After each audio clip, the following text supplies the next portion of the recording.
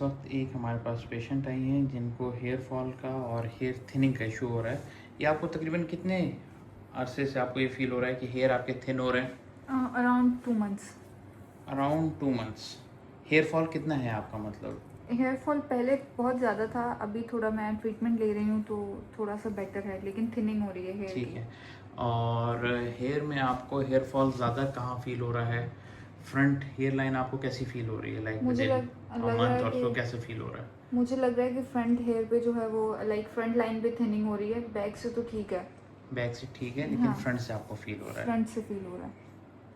ठीक है। और मुझे अपनी डाइट रूटीन बताएं कि डाइट में प्रोटीन डाइट कैसी है, वाटर इनटेक आपका कैसा है?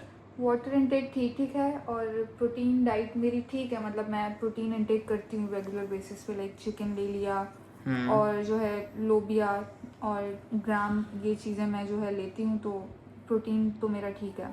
लेकिन एक चीज़ जो मैं नोट कर रहा हूँ, आपके हेयर डैंड्रफ, वो आपको कैसा फील हो रहा है? ज़्यादा फील हो रहा है, कम फील हो रहा है? वो पहले ज़्यादा हो रहा था, तो उसके लिए मैंने एंटी डैंड्रफ शैम्पू जो है कोनाज वो यूज़ किया है।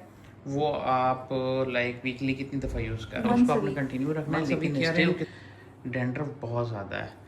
डैंड्रफ होने के 2-4 रीज़न्स होते हैं। एक, बॉडी डिहाइड्रेट कर रही हो, अगर बालों के ऊपर साफ़, मतलब कि जो है ना हैवी वाटर हम इसे कहते हैं, अगर वो यूज़ हो रहा है, और कराची में ये प्रॉब्लम ज़्यादा है कि हैवी वाटर होता है, उसकी वजह से भी डैंड्रफ कॉज करता है, और फंगल इन्फेक्शंस की वजह से भी होता है। तो फंगल के लिए तो आपको एंटी फंगल शैम्पू आप यूज़ कर रहे हो, लेकिन other than that hair dandruff बहुत ज़्यादा है। एक इशू तो ये है कि हमें इसे कंट्रोल करना होगा। सन एक्सपोजर डेली कितना हो रहा है आपका? सन एक्सपोजर थोड़ा बहुत है, उसके लिए तो मैं SPF भी यूज़ कर रही हूँ, लाइक 60 SPF यूज़ कर रही हैं? 60। ठीक है। और विटामिन डी आपने अपना टेस्ट कब करवाया है? वो मैंने 2 मंथ्स बैक कराया था, वो मेरा नॉर्मल है, विटामिन D 40 है। That's good. बस वाटर इनटेक को इम्प्रूव करें, और मुझे ऐसा लग रहा है कि थोड़े से जो इलेक्ट्रोलाइट इम्बैलेंस है आपका, उसके लिए भी मैं आपको गाइड करूँगा। और आज हम आपकी ट्रीटमेंट करेंगे हेयर PRP, ताकि हेयर कंट्रोल हो, हेयर फॉलिकल डैमेज ना हो हेयर फॉल की वजह से। तो let's start your PRP।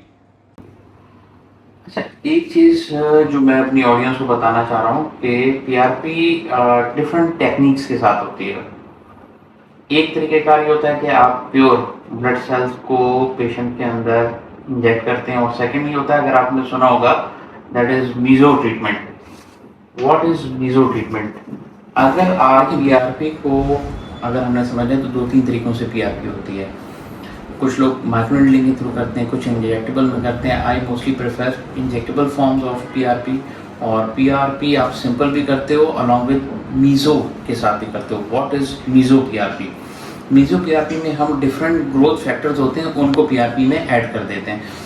In meso factors के अंदर डिफरेंट टाइप के मीजो आपके पास आते हैं, जिसके अंदर आपके पास प्लांट रूट एक्सट्रैक्ट्स भी होते हैं, जिनसिन होती है उसके अंदर अगर हम बात करें तो लिकोराइस भी होती है, मतलब डिफरेंट ग्रोथ फैक्टर। इसी तरह अगर आप देखें तो टॉपिकली फॉर्म में हमारे पास एक्सोसोम्स भी आते हैं। Exosomes is an other class of meso, जो कि आपने बहुत सुना भी होगा, और एक्सीलेंट ग्रोथ फैक्टर्स हैं। तो आज हम इनके जो कर रहे हैं, हम मीजो के साथ करेंगे, और इसमें हम एक्सोसोम्स को इंक्लूड नहीं करेंगे, लेकिन मीजो इंक्लूड करेंगे, ताकि जो हेयर फॉल हो रहा है वो इम्प्रूव हो, साथ में जो इनको डैंड्रफ का इशू आ रहा है वो भी सॉर्ट आउट हो।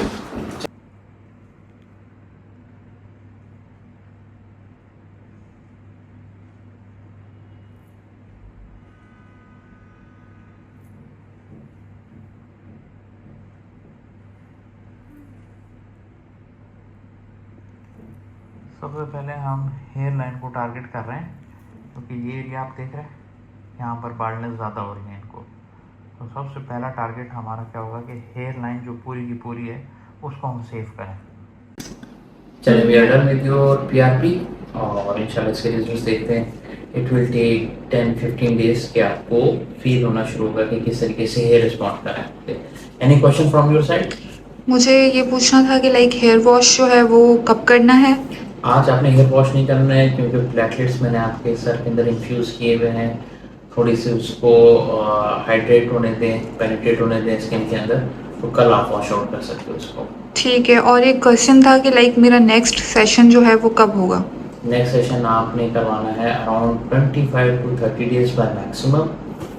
नंबर ऑफ सेशंस डिपेंड करते हैं आफ्टर सेकंड सेशन।